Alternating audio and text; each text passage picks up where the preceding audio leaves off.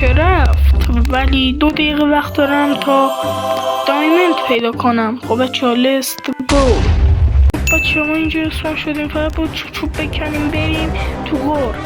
لیست گو، زمان نداریم، تو 1 دقیقه گفته. وای بودو بودو بودو بودو بودو بودو. خوبه باید اینجا غار پیدا کنیم، فقط غار. اینجا غار پیدا نمیشه. یس اینجا رو. وای بودو بودو بودو. اینجا رو نگاه. وای چه غار گنده یه. وای اسکلت کلیپ. نزن فقط با بره آیرون. یس بچه ها ما اینجا باید بیرون تبدیل کنیم به این. اینو میذاریم اینجا، این از این.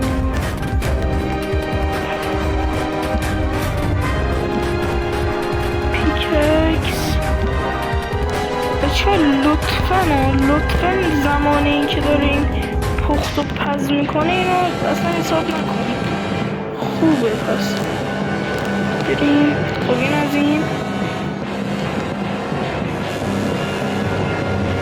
اوکی خب بچه ها الان من اینو میپزم، لطفا چی رو حساب نکنیم.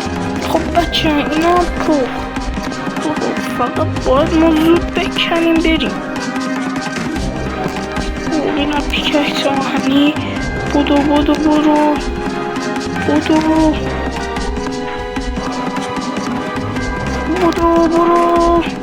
تو میتونی.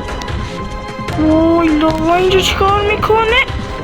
وای حاجی نیم قلبم اگه گذاشتم حاجی من دارم تلاشم میکنم دیگه. وای بکن. یس پیدا کردم. اگه از این ویدیو خوشید اومد لایک کن.